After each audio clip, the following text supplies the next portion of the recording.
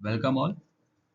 Today we are going to study about the cloud services and some major cloud corporates like IBM, Salesforce, Windows Azure and many more. So without any delay, let's start. तो शुरू करने से पहले हम आज course content अपना देख लेते हैं कि हमारा कोर्स कंटेंट क्या है.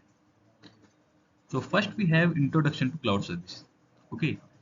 आगे बढ़ने से पहले हमें पता होना चाहिए कि क्लाउड सर्विसेज है क्या और क्लाउड सर्विसेज काम क्या करती है और ये जो क्लाउड सर्विसेज हमें सर्विस प्रोवाइड कर रही है ये किस प्रकार से सर्विस प्रोवाइड करती है और इनकी सर्विसेज से हमारा क्या एडवांटेज है और हमारा क्या एक जो ट्रेडिशनल मेथड था कैसे उसको हम सॉर्ट आउट करके क्लाउड सर्विसेज के थ्रू फुलफिल कर रहे हैं.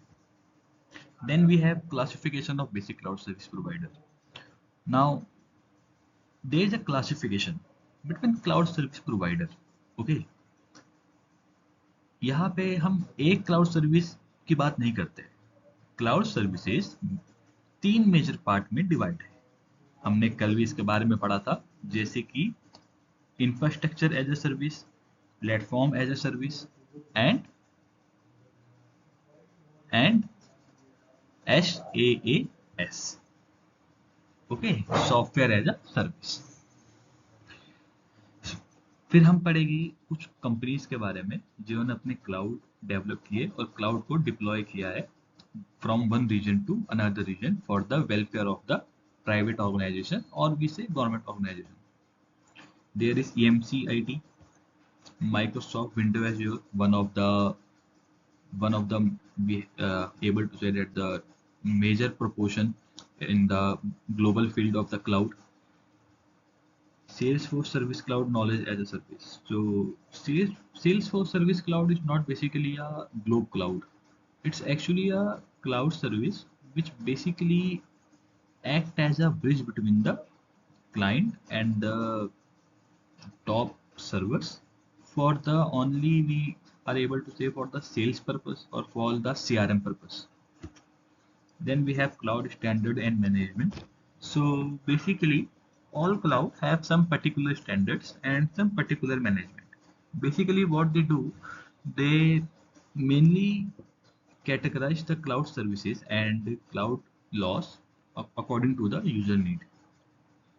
So hope these are the some course content which is easy to understand, and we also discuss it later in the today's session. So first we move to the introduction to cloud service. So क्या है cloud service? Introduction क्या है cloud service का? So cloud service एक wide range है जो हमें computing resources, software application directly deliver करने में हेल्प करता है इंटरनेट के थ्रू. एज अ बिजनेस और एज अ इंडिविजुअल ये एक पावरफुल टेक्नोलॉजी है जो बिना किसी पैसे या बिना किसी हम कह सकते हैं रुपए या हमारे खर्च के ये बहुत इजीली हमको अपना इंफ्रास्ट्रक्चर प्रोवाइड करा देता है as compare to on premises. Okay. Cloud computing धीरे धीरे बहुत पॉपुलर हो गया है कुछ पिछले बीते सालों में. हमने पिछली वीडियो में भी ये बात करी थी. क्यों हो गया है? क्योंकि जो इसकी स्केलेबिलिटी, फ्लेक्सिबिलिटी और जो कॉस्ट एफिशिएंसी है वो बहुत मिनिमल है. और जो आज सबसे बड़ा कारण है इंटरनेट पे वो है बिग डेटा. बिग डेटा के बारे में हम बाद में बात करेंगे. मैं आपको थोड़ा सा इंट्रो बिग डेटा का दे देता हूँ. बिग डेटा एक्चुअली होता क्या है? डेटा होता है low data, medium data and big data. Low data हो गया, मान लीजिए मैंने कोई एक साइट बनाई और मैंने कहा मेरे को 50 लोगों का रजिस्ट्रेशन चाहिए. सो ये बहुत लो डेटा है. मैंने कहा मीडियम डेटा, मैंने एक साइट बनाई जिसमें मुझे फॉर एग्जांपल इंडिया के सारे IITs के स्टूडेंट का डेटा चाहिए. बिग डेटा, मैंने कहा मेरे को इंडिया के हर कॉलेज के BTech CS स्टूडेंट का डेटा चाहिए. So now this is a big data. It is not easy to handle by any side. If we want to handle the data, we have to create a expensive infrastructure. We have to pay for the creation of infrastructure, for the setup, for the build up. But क्या हो अगर मैं आपसे कहूँ कि मैंने infrastructure बना दिया और मैंने डेटा ले लिया, बट अब मुझे इसकी नीड नहीं है। सो अब मैं अपना इंफ्रास्ट्रक्चर डिस्ट्रॉय करूंगा या सेल करूंगा। सो ये मेरा दोनों तरीके में मेरा नुकसान है। सो इस नुकसान से बचने के लिए क्लाउड कंप्यूटिंग एक बहुत पावरफुल टेक्नोलॉजी है जो हमको इससे बचने में मदद करती है।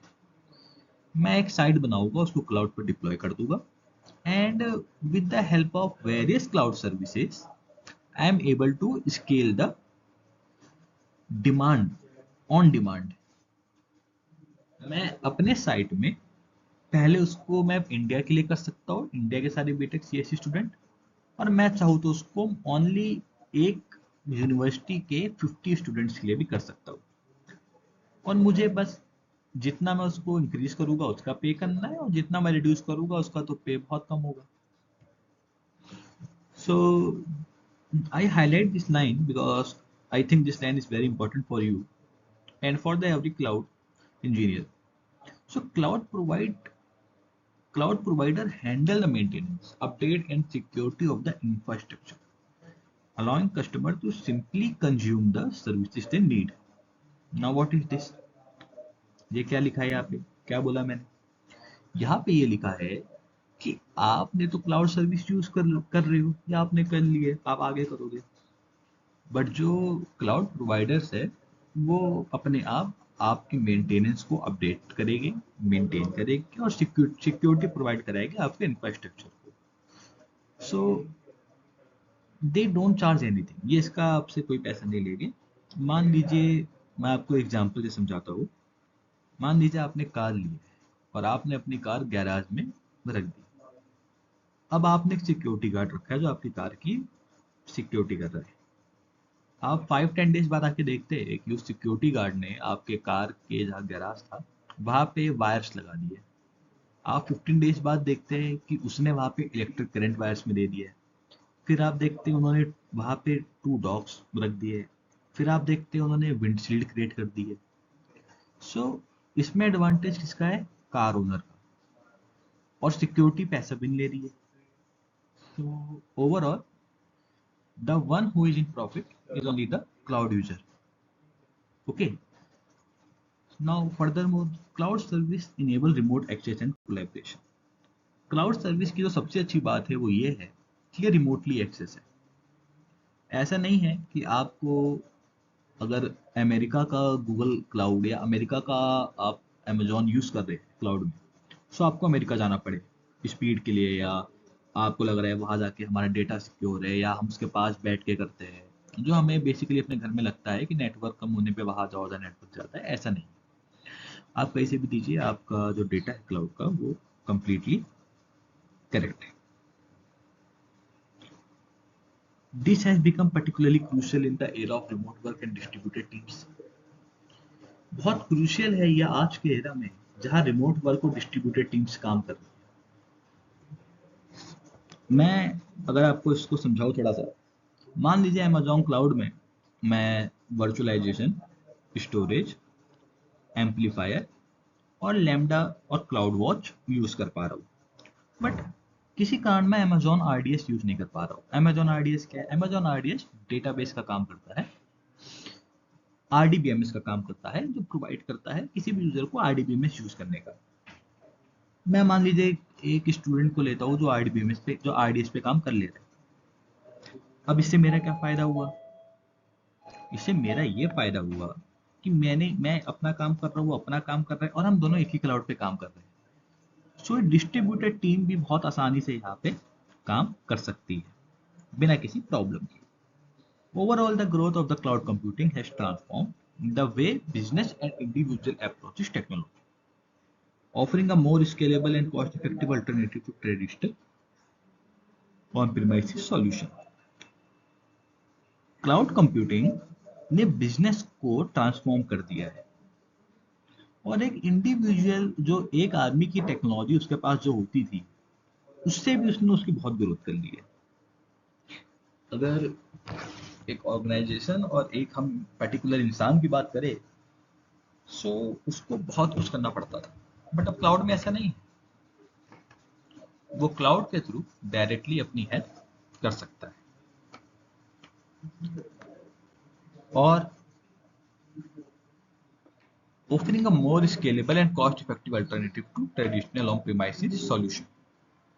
जो हम ऑन प्रीमाइसिस सॉल्यूशन करते थे कि मान लीजिए मुझे वेबसाइट बनानी है, सो मैं खुद कोड करूंगा, मैं खुद उसमें CSS डालूंगा, मैं जावा स्क्रिप्ट डालूंगा, या मैं जिस टेक्नोलॉजी पर रिएक्ट पे काम कर रहा हूँ, नोड जेएस सब मुझे खुद करना है। बट क्लाउड में ऐसा नहीं है। क्लाउड मुझे अपने आप वो सर्विसेज प्रोवाइड करवा रहा है जिनकी हेल्प से मैं केवल सर्विसेज के थ्रू भी वो सब बना सकता हूँ और डिप्लॉय कर सकता हूँ। सो ये क्लाउड सर्विसेज का इंट्रो था।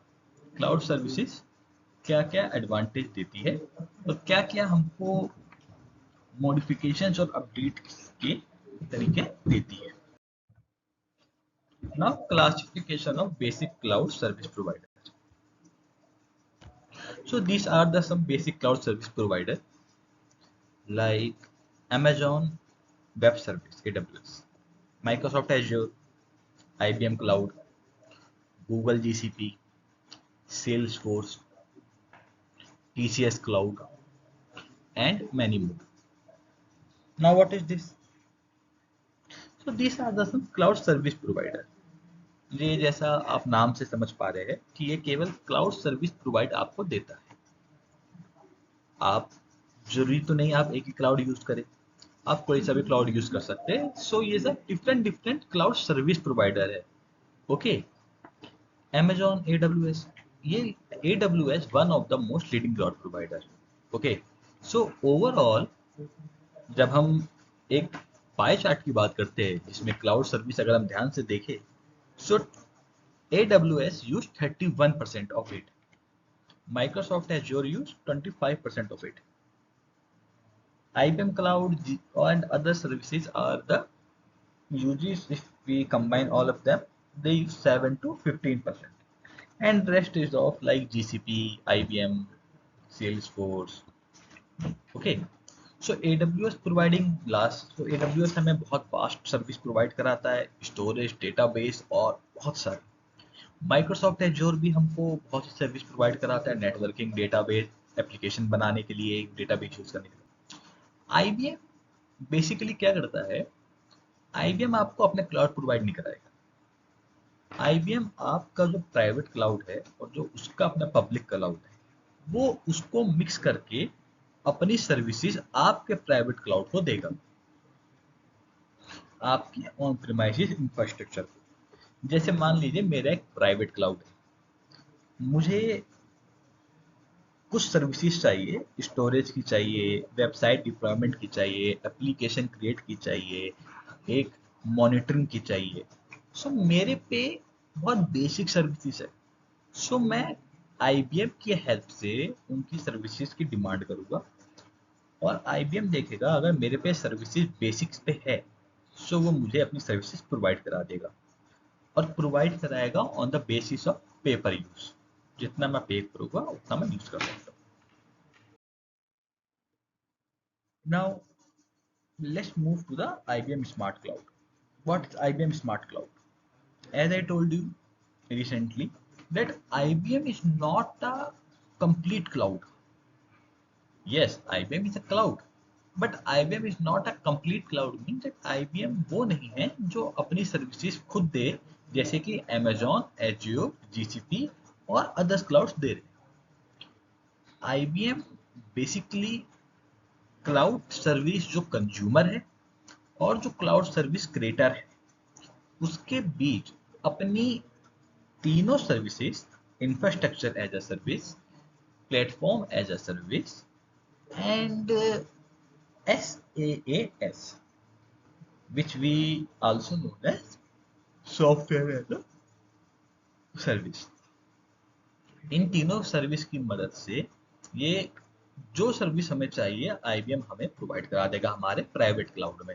ओके, नाउ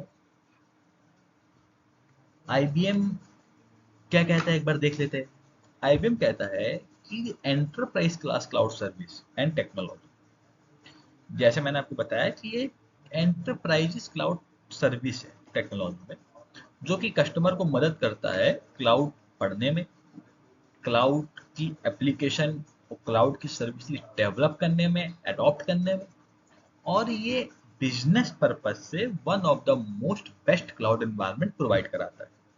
देखिए क्या है, अगर मैं अपना बिजनेस क्लाउड में खोलता हूँ, सो मैं पूरी क्लाउड सर्विसेज ले रहा हूँ, मुझे उसका पे करना पड़ेगा।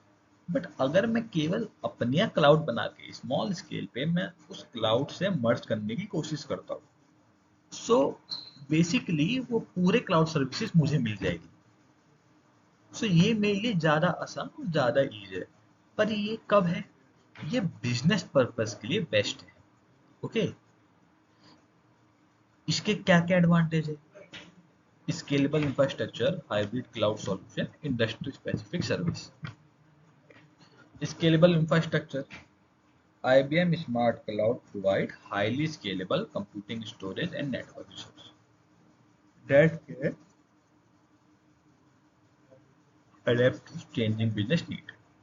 सो स्केलेबल इंफ्रास्ट्रक्चर क्या है कि IBM कितना भी स्केल कर सकता है अपनी कंप्यूटिंग रिसोर्सेज, जो उसके अपने रिसोर्सेज हैं, अपना स्टोरेज, अपना नेटवर्क, जो कि अडेप्ट करता है changing business need. Hybrid cloud solution, जैसा कि मैंने भी आपको बताया, प्राइवेट और पब्लिक क्लाउड मिलकर हाइब्रिड क्लाउड बनाते हैं, जिसमें पब्लिक क्लाउड IBM है आपका, एंड प्राइवेट क्लाउड जो मेरा अपना प्राइवेट क्लाउड होगा। Industry specific service, now industry specific service यहाँ पे क्यों बोला गया IBM को, और IBM को ही क्यों बोला गया? IBM को इसलिए बोला गया है क्योंकि IBM जो है वो क्लाउड सॉल्यूशन डिजाइन करता है वेरियस इंडस्ट्रीज के लिए, जैसे कि हेल्थ केयर, फाइनेंस, मैन्युफैक्चरिंग, और ना कि ये उनको ये कहता है कि आप मुझ पर रिलाय होइए। ये एक हाइब्रिड क्लाउड बनाता है जहां उनका भी अपना क्लाउड है, IBM का अपना क्लाउड है, और दोनों मिलके सब सर्विसेज प्रोवाइड करते हैं। सो जो कंपनी है, जो बिजनेस है, उसका अपना इंडिपेंडेंट डेटा सेट है, डेटा स्ट्रक्चर है, और जो IBM है उसका अपना डेटा सेट है। दोनों डेटा सेट एक्सचेंज नहीं कर रहे, दोनों प्राइवेसी एक्सचेंज नहीं कर रहे, दोनों सिक्योरिटी एक्सचेंज नहीं कर रहे, पर दोनों मिलके इन दोनों चीजों को एनहेंस कर रहे हैं। Okay, so these are the some common point. Okay, now let's come to second cloud, EMC. So EMC is basically a leading cloud service provider. Yes, nowadays you search on Google about the EMC and you see that EMC is the leading cloud service. बहुत तेज और बहुत जोर से EMC आगे बढ़ रहा है और various range cloud service solution provide कर रहा है, चाहे वो इंफ्रास्ट्रक्चर एज अ सर्विस हो, चाहे प्लेटफॉर्म एज अ सर्विस हो, चाहे सॉफ्टवेयर एज अ सर्विस। ये हर चीज को वर्चुअलाइज कर देते हैं, और जितने इनके एलिमेंट्स हैं जो कि डेटा सेंटर में है वो एफिशिएंसी बढ़ा देते हैं और रिसोर्स को एलोकेट कर देते हैं। क्या मतलब हुआ? मान लीजिए मेरा एक इंफ्रास्ट्रक्चर है, फिजिकली है, मैं EMC की हेल्प लूंगा। सो EMC मुझे हेल्प करेगा कि मैं अपने पूरे एनवायरनमेंट को कैसे वर्चुअलाइज कर दूं। वर्चुअलाइज का मतलब सब ऑटोमेशन पे काम करे। ओके, और स्ट्रेटजी फोकस जो करेगा वो ये करेगा कि जो एलिमेंट वर्चुअलाइज हुए हैं डेटा सेंटर में, वो एफिशिएंसी और रिसोर्सेज और बढ़ाए। मैंने वर्चुअलाइज कर दिया, अब वर्चुअलाइज के बाद ऐसा तो नहीं है कि बस अब वर्चुअलाइज हो गया, अब मैं क्या करूँ, जहाँ पे वर्चुअलाइज हो गया वहां पे क्या हो रहा है, ऐसा नहीं। वर्चुअलाइज के बाद वो अपने आप आपके डेटा की एफिशिएंसी बढ़ाते रहेगी और रिसोर्सेस का जो एलोकेशन है उसको भी बढ़ाते रहेगी। ओके, से प्रोवाइड करता है data storage solution.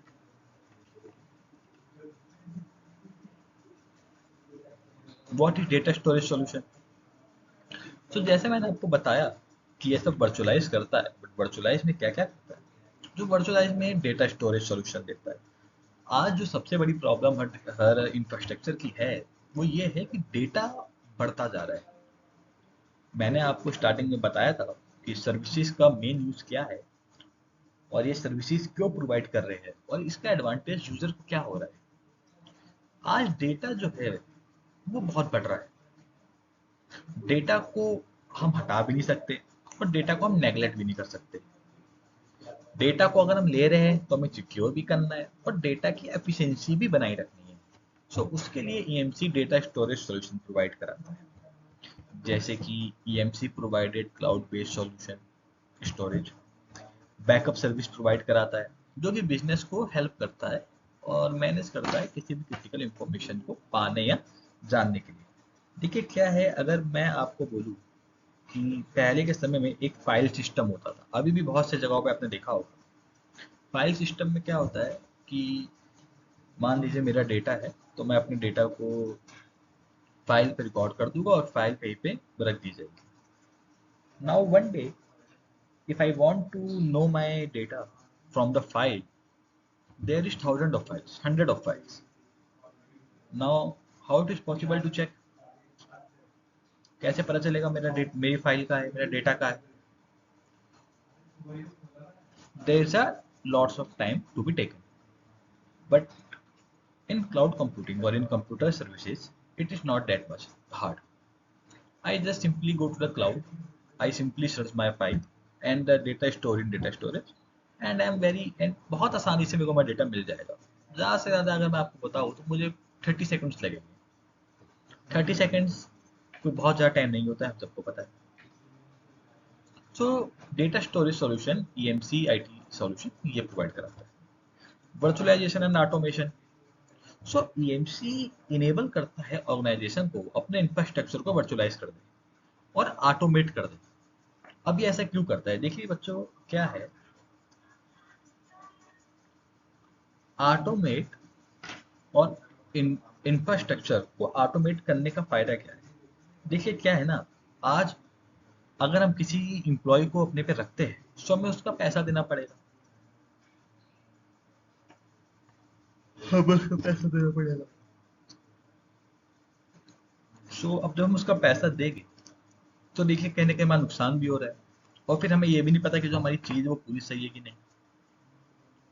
But automation में ऐसा नहीं है।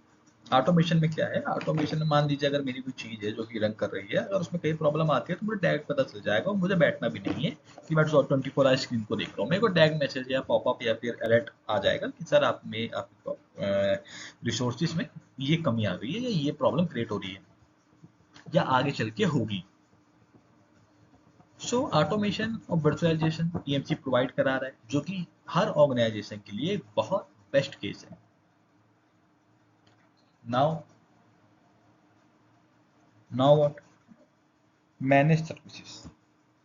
EMC offer comprehensive managed services to handle the day-to-day operation of cloud environment. ये एक मैनेज सर्विस भी प्रोवाइड कराता है जो हर दिन जो हम क्लाउड एनवायरनमेंट में ऑपरेशन यूज करते हैं उसको मैनेज करते हैं। देखिए क्या है, क्लाउड बंद तो गया है बट हमें हर दिन ऑपरेशन भी कुछ ना कुछ करना है, चेक करना है, सब देखना है।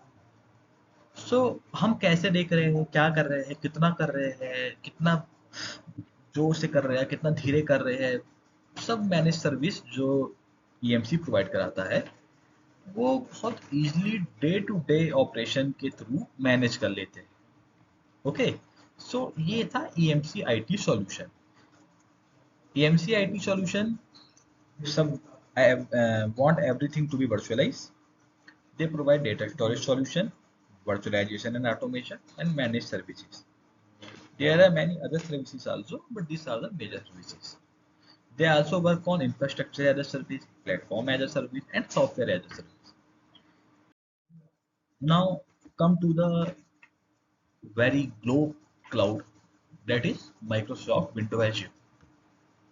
See, Microsoft, if we talk about only the Microsoft, then Microsoft itself is a very big tech giant in the computer science world. Okay, so their cloud, it's obvious that their cloud is also going to be the major. So with Microsoft Windows Azure ranks second across the world in cloud services. Okay, what they do? They Microsoft Azure services एक public cloud है जो कि provide कराता है number of services, जैसे computing, virtualisation, storing, networking, security and many more. तो ये सब विंडो एजोर में प्रोवाइड कराता है। ये बनाया ही इसलिए गया है ताकि हम बहुत आसानी से इस पे अपना काम बिल्ड कर ले, रन कर ले, और जो हमारी एप्लीकेशन है वो मल्टीपल क्लाउड्स के थ्रू हम इस पे कर ले। अब ये यहाँ पे मल्टीपल क्लाउड से इनका क्या मतलब है? See, there is a word in cloud, we we say that word migration, cloud migration. So अगर हम विंडो एजोर पे अपना कोई भी काम करते हैं, सो हम उसको बहुत इजीली माइग्रेट कर सकते हैं किसी भी दूसरे क्लाउड पे। In comparison to on premises, Azure provide all solution to all industry. Yes, you hear it right. Azure offers solution for all industry, including retail and manufacturing. Like,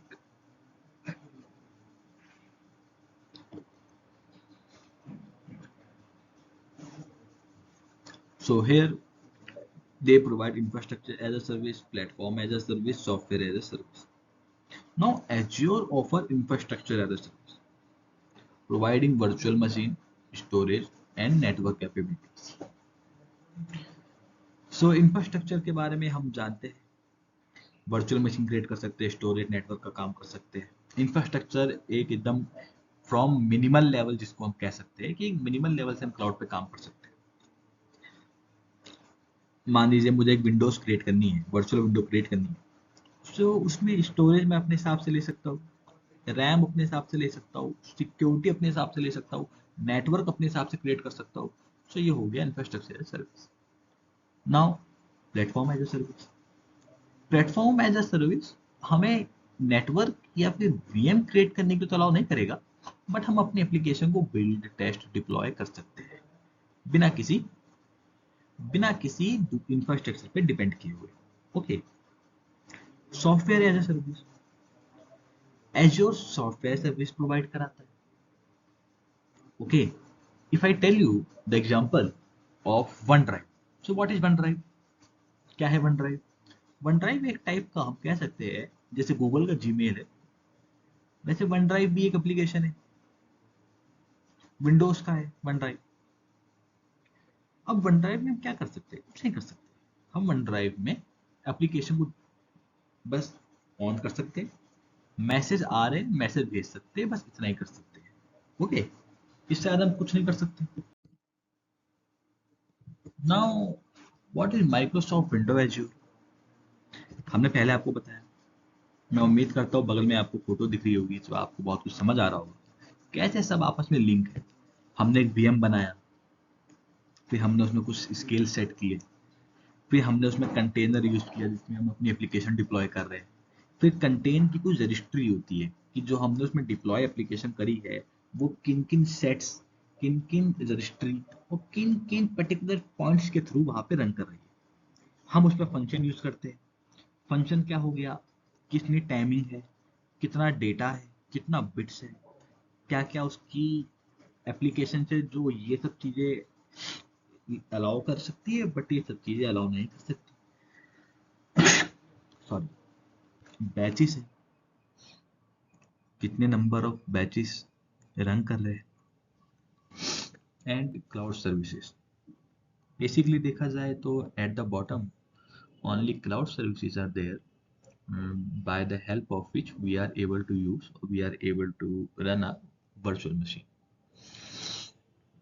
So here I use some key points like VM, database, and serverless computing.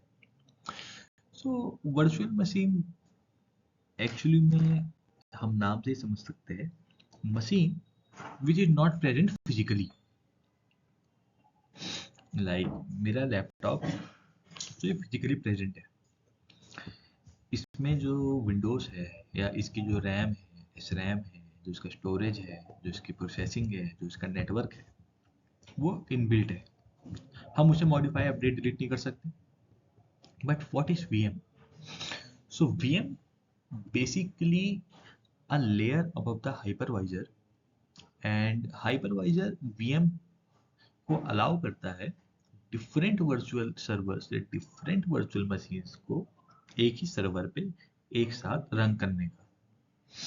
आपने देखा होगा बहुत से computer laptops में हम Windows भी use कर सकते हैं, हम लिनक्स भी यूज कर सकते हैं, हम यूबुंटू और मैक भी यूज कर सकते हैं, हम रेड हैट भी यूज कर सकते हैं, हम काली भी यूज कर सकते हैं, काली लिनक्स भी यूज कर सकते हैं।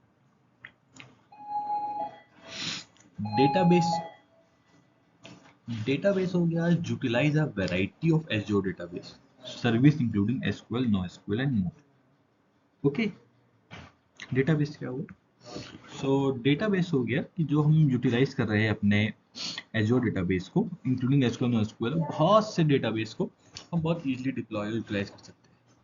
Serverless computing, leverage Azure function for event driven serverless code execution। क्या मतलब हुआ? जो Azure फंक्शन है, जो इवेंट हम क्रिएट कर रहे हैं, मान लीजिए मैंने इवेंट क्रिएट कर दिया VM plus Azure container plus service fabric. अब एक इवेंट क्रिएट हो गया है। अब यहाँ पे इवेंट जो क्रिएट हुआ है, इसके लिए सर्वर नहीं चाहिए हमें, क्योंकि क्लाउड वो सर्वर है अपने आप में। हमें कोई और कंप्यूटिंग रिसोर्स या कंप्यूटिंग नीड नहीं चाहिए। एज्योर के पास खुद वो फंक्शंस है जिससे वो अपने अकेले बिहाफ पे वो सब कोड एग्जीक्यूशन प्रोवाइड करा देगा। ओके, इसीलिए विंडो एज्योर की इतनी सर्विसेज टॉप नॉच है कि हम सब विंडो एज्योर या AWS बेसिकली यूज करते हैं मेजरली। सो विंडो एज्योर का और पहले का मैं उम्मीद करता हूँ आप सब अच्छे समझ गए होंगे। विंडो एज्योर क्या है, क्यों यूज करते हैं, कैसे यूज करते हैं, इसकी सर्विसेज क्या क्या है, सर्विसेज कैसे यूज करते हैं, मैंने आपको एग्जांपल से भी समझाया। जैसे वीएम में मैंने आपको बताया कि मेरे को ये विंडोज इतने रैम, रोम, नेटवर्क सिक्योरिटी उससे चाहिए। डेटाबेस मैंने आपको बताया, एज्योर मल्टीपल डेटाबेस अलाउ कर देता है और ट्राई करता है कि आप जो डेटाबेस अलाउ करें उसको कंप्यूटरलाइज हो जाए। सर्वरलेस कंप्यूटर मैंने भी आपको बताया, कोई इवेंट हो रहा है तो एज्योर फंक्शन ये नहीं कहेगा कि वो जो इवेंट्स है वो अलग अलग जगह से कनेक्ट हो तो ही रन करे। एज्योर फंक्शन अकेला इस पावर में है कि वो अकेले उन जितने इवेंट्स उसमें ड्राइव हो रहे हैं सबको एग्जीक्यूट कर सकता है। Now come to the Salesforce. Now what is Salesforce? Salesforce क्या है? सेल्स फोर्स एक क्लाउड है, बट लेकिन ये बात आपको समझनी पड़ेगी कि सेल्स फोर्स जो क्लाउड है वो वो क्लाउड नहीं है जिस पे हम अपनी सर्विसेज प्रोवाइड करें या वो अपनी सर्विसेज प्रोवाइड करे और हम उस पे अपना काम कर ले, अपना डेटा या application deploy, build, run, test कर ले। सेल्सफोर्स वो क्लाउड नहीं है। Salesforce actually a CRM platform. CRM platform means customer relationship management platform. So basically Salesforce के जो क्लाइंट है वो प्रोवाइड करते हैं वो सर्विसेज जो कि उनके बिजनेस में हेल्प करे और जो उनके बिजनेस कस्टमर्स है उनको सपोर्ट करे। सेल्सफोर्स क्लाउड का मेनली पर्पस बिजनेस से रिलेटेड है कि मान लीजिए मेरा कोई बिजनेस है तो सेल्सफोर्स मेरे बिजनेस में जो एक रिलेशन है यूजर का क्लाइंट से, नोड का सर्वर से, जो डेटा ट्रांसमिट हो रहा है उस डेटा को और उस one point two another point के बीच जो एक कनेक्शन है वो कैसे कंप्लीटली फुलफिल हो जाए। और सिंपली, और अगर सिंपल टर्म्स में कहा जाए तो जो सेल्सफोर्स है वो बिजनेस पर्पस के लिए अपने कस्टमर और सर्विस प्रोवाइडर के बीच में अपनी क्लाउड सर्विसेज प्रोवाइड करता है जिससे एक इंटरेक्शन और इंटरकनेक्शन बहुत अच्छे से बना रहे। सेल्स फोर्स बेस्ड है सेल्स क्लाउड प्रोडक्ट। जैसा कि अभी हमने बात करी कि एक सेल्स क्लाउड प्रोडक्ट है। ये पॉपुलर सीआरएम सॉफ्टवेयर है जो कि सेल्स प्रोफेशनल्स के लिए होता है। मान लीजिए मेरे को क्लाउड सर्विस चाहिए, बट मेरे को बस सेल्स का काम है, मेरे को डेवलपमेंट डिप्लॉयमेंट ये सब काम नहीं है, मेरे को बस सेल्स का काम है। So for that one Salesforce is the best. Now, knowledge base. So basically, our knowledge for the Salesforce is a centralized knowledge. इसकी सेंट्रलाइज नॉलेज होता है जो कि कस्टमर और एजेंट को प्रोवाइड करता है कि जो उनका डेटा है और जो इंफॉर्मेशन है वो अप टू डेट है। ये और सेल्स फोर्स के खुद के पोर्टल से। खुद के पोर्टल से क्या है? खुद के पोर्टल से जो कस्टमर है वो कोई भी सॉल्यूशन को, जो उनकी प्रॉब्लम है, उस पोर्टल के थ्रू आसानी से अपना एक बेस बना लेते हैं नॉलेज का। मान लीजिए मुझे बिजनेस में कोई प्रॉब्लम है, मान लीजिए मुझे बिजनेस में प्रॉब्लम आ रही है, डेटा हैंडलिंग में प्रॉब्लम आ रही है, डेटा मैनेजमेंट में प्रॉब्लम आ रही है, बिग डेटा मैनेजमेंट में प्रॉब्लम आ रही है। सो मैं सेल्स फोर्स में जाऊंगा, सेल्स फोर्स का पोर्टल होगा और वो पोर्टल मेरी जो प्रॉब्लम है रिक्वायरमेंट के हिसाब से कंप्लीट कर देगा। Okay, agent productivity. सो ये एजेंट्स रखते हैं ताकि जो राइट इंफॉर्मेशन है वो क्विकली रिजॉल्व कर दे कस्टमर की प्रॉब्लम और एक्सेप्शनल सर्विस डिलीवर कर दे। मान लीजिए मेरे प्रॉब्लम आ रही है बिजनेस में और मुझे तुरंत उसका सॉल्यूशन चाहिए, तो सेल्सफोर्स के एजेंट्स होते हैं वो मुझे डायरेक्ट मेरी प्रॉब्लम का सॉल्यूशन बता देंगे और सॉल्यूशन के साथ ये बता देंगे कि सर सेल्स फोर्स में ये सब सर्विसेज है और ये सब उसकी कैपेबिलिटी है जिसके थ्रू वो आपकी हेल्प कर देगा। सो आप हेल्प करना चाहते हैं, सो आप करिए। अगर आपको लगता है कि नहीं सेल्सफोर्स मेंबर वो नहीं रह पा रहा है तो आप और उनसे बात कर सकते हैं।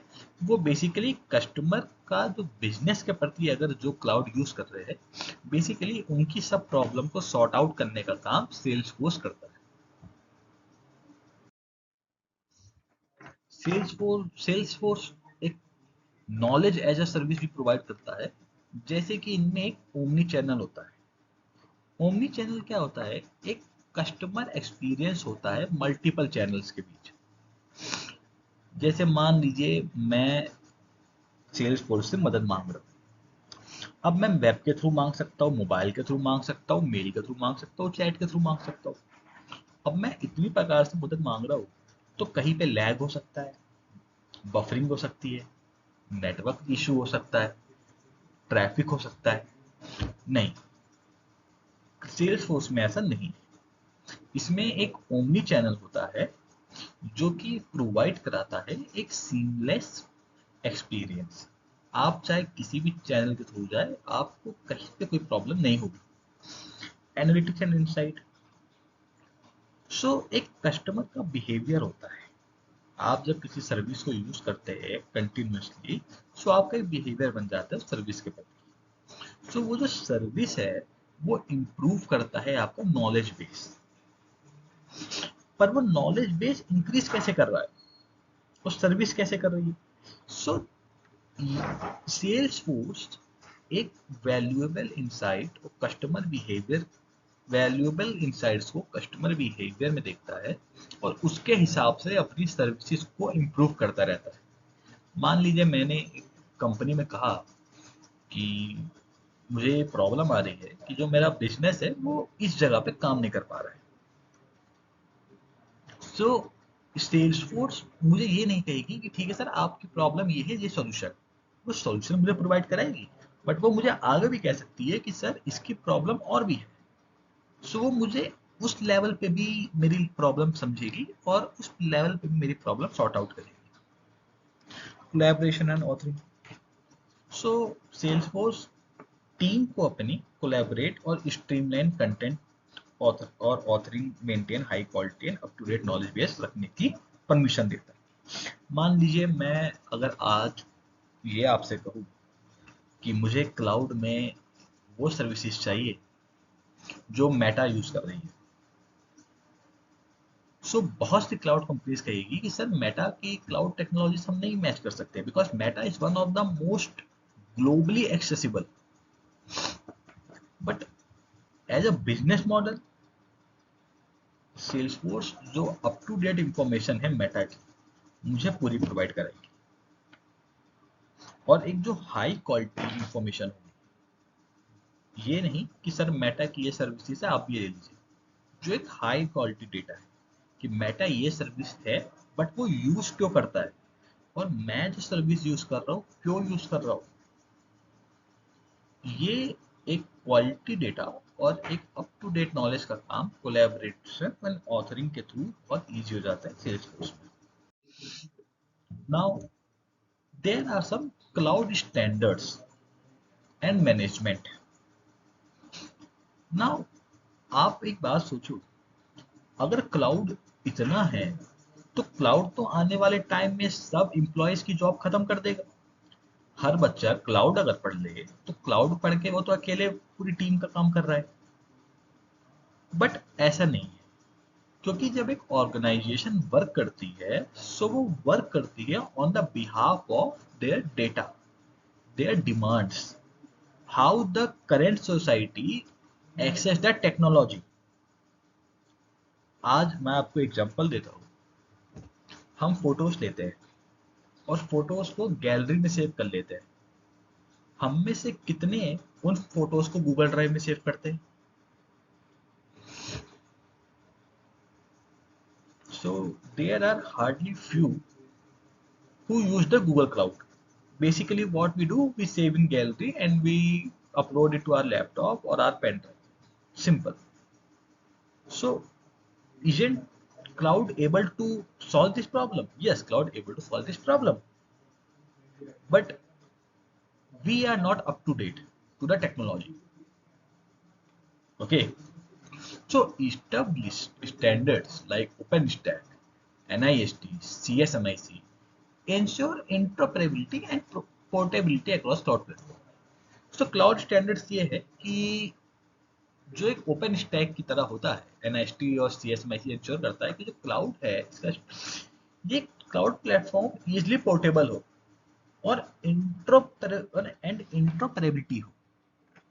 ओके, आई मीन ये ना हो कि मैं अपने लैपटॉप पे क्लाउड कर रहा हूँ और मैं कहीं चला गया हूँ, मैं क्लाउड को एक्सेस नहीं कर पा रहा हूँ। ओके, मैं क्लाउड को एक्सेस ही नहीं कर पा रहा हूँ। अगर मैं क्लाउड को एक्सेस ही नहीं कर पा रहा हूँ, अगर मैं क्लाउड को एक्सेस नहीं कर पा रहा हूँ, तो what is the use of cloud? ये तो ऑन प्रीमाइसिस हो गया, ऑन प्रीमाइसिस सर्वर हो गया। ऐसा नहीं, क्लाउड का जो मेन रोल है वो ये है कि पोर्टेबल है। क्लाउड की गवर्नेंस भी है। देखिए क्या है ना, कोई भी क्लाउड कोई भी क्लाउड बिना गवर्नमेंट पॉलिसी या बिना सेट ऑफ रूल्स के नहीं चल सकता। Government set of rules set करती है कि सिक्योरिटी कॉस्ट कंप्लायंस कितना हो। Okay, so these are the cloud governance and cloud optimization is that like कि क्लाउड मॉनिटरिंग जो है और जो ऑप्टिमाइजेशन है वो क्लाउड रिसोर्सेज का कैसे अपनी एफिशिएंसी इंप्रूव करे और रेड्यूस करे ऑपरेशनल एक्सपेंसेस। क्या मतलब हुआ? क्या मतलब हुआ? So cloud monitoring and optimisation of cloud resources can improve efficiency. मतलब जो कंटिन्यूअस मॉनिटरिंग होती है और क्लाउड रिसोर्सेज जो है वो ऑप्टिमाइज होगी और इंप्रूव करेगी एफिशिएंसी और कम करेंगे आपके ऑपरेशनल एक्सपेंसेस। मान लीजिए आप एक फाइल या फिर मान लीजिए कुछ आपने एक एप्लीकेशन बनाई है और आपने वेबसाइट बनाई है मान लीजिए, और आप वेबसाइट डिप्लॉय करना चाहते हैं क्लाउड पे। अब वेबसाइट आप मान लीजिए अमेजोन पे करना चाहते हैं, तो एक सर्विस है AWS एम्पलीफायर। आप एम्पलीफायर के थ्रू अपनी वेबसाइट पब्लिक कर सकते हैं। सो यहाँ पे बहुत ज़्यादा ऑपरेशंस नहीं है, बहुत इजी टास्क है। आपको एम्पलीफायर पे जाना है, अपलोड फाइल्स करनी है, गिटहब से कनेक्ट करना है और गिटहब से फाइल अपलोड करके आपकी फाइल पब्लिक हो गई। फिर आपको डोमेन ले लेना है। बट यहाँ पे आपको पे करना होगा बस साइट का, या बहुत बार पे नहीं करना होगा। यहाँ पे क्लाउड ये नहीं करेगा कि सर आप गिटहब से आप कनेक्ट कर रहे हो उसका पैसा दीजिए, सर आपने एम्पलीफायर खोला आप उसका पैसा दीजिए, या सर आपने डिप्लॉय कर रहे हो उससे पहले 4-5 प्रोसेस है सर आप उसका पैसा। नो, क्लाउड जितने ऑपरेशनल एक्सपेंसेस है उसको रिड्यूस करने में लगा रहता है। So there are some more cloud standard and management. So cloud standards and management also divide into other parts like cost optimization. See, cloud कितना भी अच्छा क्यों ना हो, अगर वो एक्सपेंसिव है सो उसको यूज नहीं कर सकते हम. ओके, सो कॉस्ट ऑप्टिमाइजेशन जो है वो उस हिसाब से बनाई गई है कि जो आपके एलिमिनेट वेस्ट है वो उसका पैसा आपसे ना लिया जाए. जैसे मैंने अभी आपको बताया कि आप साइट क्रिएट कर रहे हैं तो आपका वहाँ पे एम्पलीफायर यूज करने का या फिर आप गिटहब से कनेक्ट कर रहे हैं इसका पैसा नहीं लिया जाएगा आपसे. इसमें एडवांटेज आप उठा सकते हैं डिस्काउंट का और इंस्टेंस अपने रिजर्व कर सकते हैं. क्लाउड में मैंने आपको बताया था इंस्टेंस क्या होता है, फिर भी बता देता हूँ. इंस्टेंस होता है कि मान लीजिए आपने कोई मशीन क्रिएट करी है, उस मशीन के अंदर अब आप पूरा अपना आपका पूरा एक क्लाउड सर्वर बन चुका है और आप उसी सर्वर के अंदर तो जितना काम कर रहे हो उसको इंस्टेंस कहते हैं. Okay, security and compliance. तो देखिए सिक्योरिटी मैंने आपको पहले ही बताया है, क्लाउड में सिक्योरिटी की कोई प्रॉब्लम नहीं है. बट हम सिक्योरिटी कंप्लायंस इसलिए बोलते हैं क्योंकि cloud basically play with the big data problem. So big data problem में हम ये नहीं कह सकते कि सिक्योरिटी बहुत अच्छी है. सिक्योरिटी अच्छी है बट हम कहते इसलिए नहीं है क्योंकि यहाँ पे बिग डेटा का रोल प्ले हो रहा है. यहाँ पे एक छोटी मिस्टेक बहुत बड़ा हार्मफुल इफेक्ट क्रिएट कर सकती है. सो हम सिक्योरिटी लिख देते हैं बट क्लाउड में सिक्योरिटी बहुत स्ट्रांग और बहुत सिक्योर है. Now resource utilisation. So basically resources utilisation क्या है, आप अपने रिसोर्सेज को कितना अच्छे से यूटिलाइज कर सकते हैं यह एक आप जानते हैं और एक आपका क्लाउड जानता है. तो आप मान लीजिए किसी पैटर्न पे काम कर रहे हैं और आप इंश्योर कर रहे हैं कि ये क्लाउड रिसोर्सेज इस पे एफिशिएंटली यूटिलाइज हो जाएगा. तो वो हो जाएगा, वो हो जाएगा. आप एक डेटाबेस बनाइए, एक डेटाबेस फाइल क्रिएट करिए माई एसक्यूएल में और माई एसक्यूएल को आप कनेक्ट करिए either by PHP or either by any programming scripting language or by Python and simply आप क्लाउड में RDS पे जाइए और क्रिएट कीजिए और कनेक्ट कीजिए. सो RDS में जितने अच्छे से आपका डेटाबेस यूटिलाइज हो जाएगा वो PHP या Python या एनी अदर प्रोग्रामिंग लैंग्वेज के थ्रू नहीं हो पाएगा. सो these are the some role part of the cloud utilization or resource utilization. So that's all. That's all for the today's session. I hope everything is clear and everything is easy to understand. Cloud क्या है, cloud services क्या है, cloud services क्यों use कर रहे हैं, cloud services का use क्या है, क्लाउड सर्विसेज के एडवांटेजेस क्या है, क्लाउड सर्विस के बेनिफिट्स क्या है, क्लाउड सर्विसेज हमारा एक मॉडर्न रिक्वायरमेंट के हिसाब से कैसे यूज हो रही है, कैसे हम सर्विसेज का वो एडवांटेज यूज कर सकते हैं जो कि एज ए ट्रेडिशनल यूज नहीं कर पा रहे थे. डिफरेंट डिफरेंट क्लाउड हमें क्या क्या प्रोवाइड करा रहा है, सेल्स फोर्स हमें CRM प्रोवाइड करा रहा है, एज्योर हमें एज पैस सैस तीनों प्रोवाइड करा रहा है,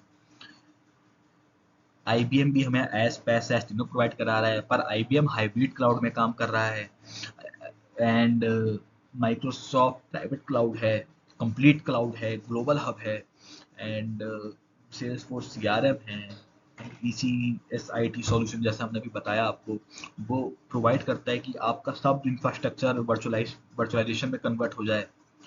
और फिर हमने देखा कि कैसे हमारे क्लाउड के क्या क्या कंपोनेंट्स और सर्विसेज है जो हमें यूज कर सकते हैं, जैसे cost optimisation, resource utilisation and storage networking and many things जो कि हमें बहुत इजी से हमारा सब काम हो जा रहा है. सो हमने आज के सेशन में ये देखा कि क्लाउड सर्विसेज क्या है. हमने कल के सेशन में देखा था क्लाउड क्या है, क्लाउड का यूज क्या है, कौन कौन से क्लाउड प्रोवाइडर्स कैसे क्लाउड सर्विसेज यूज करते हैं, और आज हमने देखा जो क्लाउड सर्विसेज है ये कैसे रोल प्ले कर रही है और क्लाउड प्रोवाइडर्स जो है कैसे क्लाउड प्रोवाइडर्स अपनी सर्विसेज प्रोवाइड कर रहे हैं, different different cloud providers uses different different services for the benefits of the user, हमने वो सब देख लिया. So that's all for today. Hope in next session I am also able to show you some practical session or some demo session on my laptop, and you all are also very, and hope you all are very good in practical and easy, and you all are very try to be that how cloud work and what is the projects of cloud and various topics on demand of the cloud. So let's meet in next session, and if you have any question then raise it. So thank you.